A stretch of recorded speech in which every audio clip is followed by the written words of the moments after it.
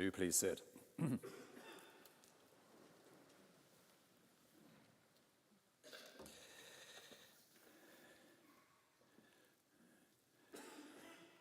As the gospel reading that actually appears in the book that I read gave us, it gave us the way into this story by reminding us of what happened last week, which is the feeding of the 5,000. And I like the parallel, there are several parallels with that story, but not least that it is preceded by Jesus taking himself off to be on his own. Margaret pointed out last week that was probably, in mourning for his cousin John. He goes into a deserted place, it said there, and here, having achieved that remarkable miracle of the feeding, he dismisses the crowd. Sounds rather a formal, that word dismissive has come into our way of speaking now as rather pejorative, really. But actually, in the original, it just meant he sent them away. He sent them away in a certain English way of doing things. But it's been marvelous to see you, now go, which is the way I tend to bring dinner parties to an end. So he lets them go, and he spends the rest of the time up the mountain praying. And of course, he sent the disciples away as well, out onto the Sea of Galilee, the lake. Those of you who know lakes, those of you who've been on lakes, when there's a storm, it's quite something. I don't know if you have. It happened to me once on holiday in Turkey, right down in the south of Turkey. I was there with some friends, one of whom was a bit wild, and we'd hired a boat and we're going across this lake, and then this storm blew up and it went from this beautiful flat calm to complete terror, really. And he was a terror and insisted on driving the boat into the waves rather than around them. We had to be rescued by a passing ferry. So I had been in the middle of it. In fact, when I was in the Holy Land on pilgrimage, when I was a curate, it was a thing that happened. All the curates got taken to the Holy Land. We went from some time in Jerusalem to some time in Galilee, and we were staying in a hotel in Tiberias. And we'd been taken on one of those tours of the Sea of Galilee, rather touristy thing. They insisted on playing the national anthem when they heard we were English, as well as hymns. But it was absolute flat calm, as you would expect it to be in weather like this. Very, very beautiful. You also saw quite how small, in a way, the Sea of Galilee is. It's only 4 miles across at its widest. And you think, what are those mountains over there? They're the Golan Heights, literally just over there. There's a reason why it's so claustrophobic in that part of the world. And then in the evening, as we were having a tiny sweet sherry and thinking holy things, a storm blew up. So we saw this storm on the Sea of Galilee and the utter transformation of the landscape with a storm going on, terrible waves. It was really fascinating. It felt rather providential to have been able to see that sea in both those states.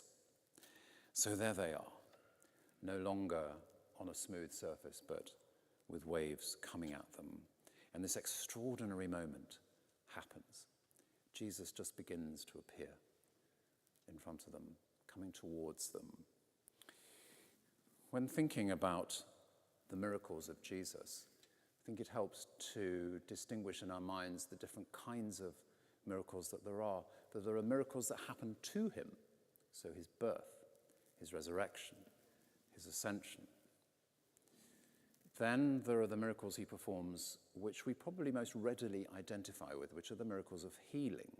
We can feel a kind of continuity through the history of the church in terms of healing, because obviously he, as God in man, was able to perform these astonishing miracles, which are beyond anything that pretty much anybody else can do. But the history of the church is peppered with remarkable moments of healing. So we can feel a connection, we can feel an understanding of either the giver or receiver, of course, of healing. But what about these miracles where something just absolutely extraordinary is done by Jesus, like the feeding of the 5,000?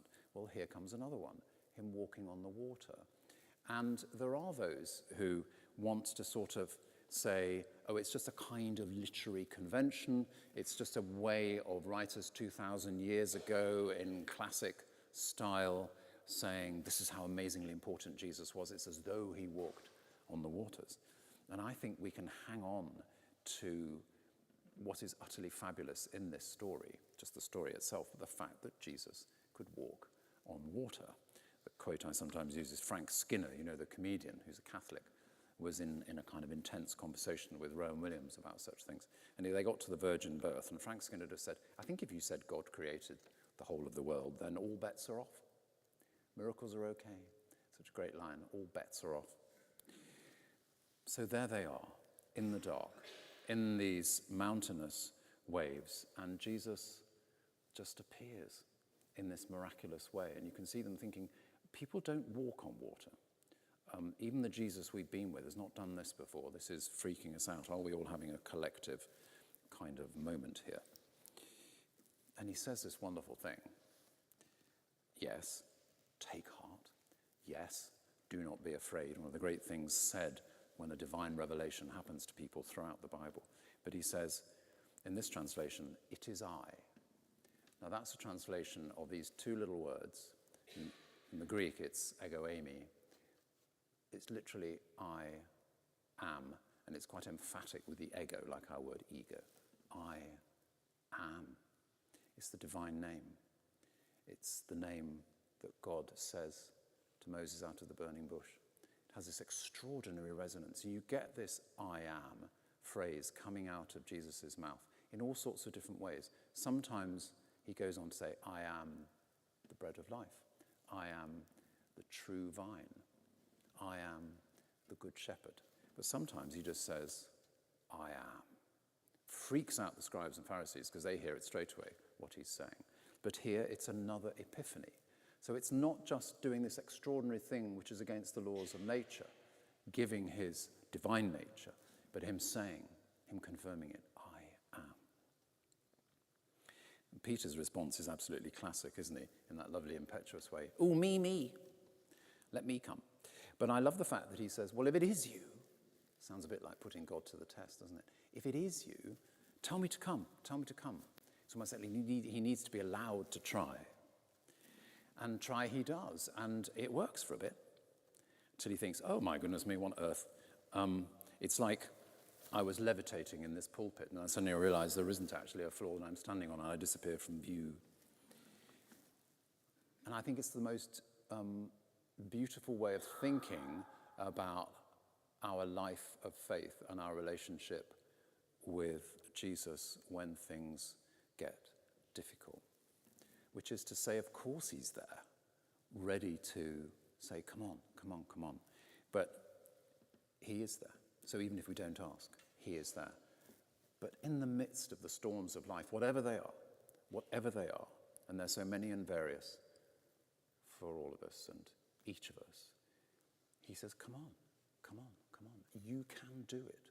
You can get across this stormy water. And of course, very often we're going to slip and just sort of feel like we're disappearing again. And the hand comes, and the hand pulls us back. He's always there. He's always ready for us to try, and he's always ready to pull us out when we begin to sink. And that absolutely has to be at the heart of how we cope with the difficulties of life. However hard it is, however much an act of imagination it has to be, we can do it because it is there. He is there waiting for us. As you know, I like to quote Julian of Norwich saying, he did not say we would not be tempested. He said we would not be overcome. The hand is always there.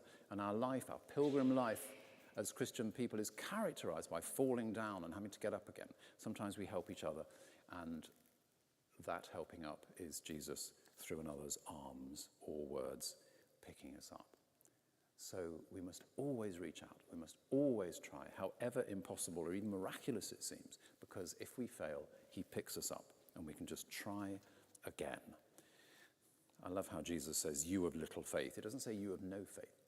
He just says, gosh, your faith is so puny. Why doubt? And then they just worship him. That word literally is got down on their knees before him. It's the same thing as on the mountaintop at the end of Matthew. They worshipped him just before he left them. And they have their response to the Epiphany. You are the Son of God. And then what? So all of that is there in terms of coping with the vicissitudes, the troubles of life. But then what? Then it's about what we do with that experience, with that knowledge, with that something that we can share with people.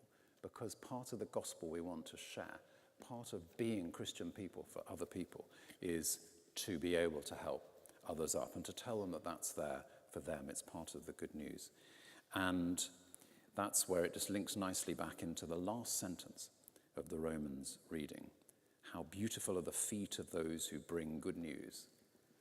I mean, it's almost corny, isn't it, to have these readings put together, because it's about feet walking, Jesus' feet on the water, and then the feet of those bringing good news. I think it's a rather nice link, but that's what we're bidden to be. We're bidden to be people who walk and take good news and be good news for others. And that makes our feet beautiful.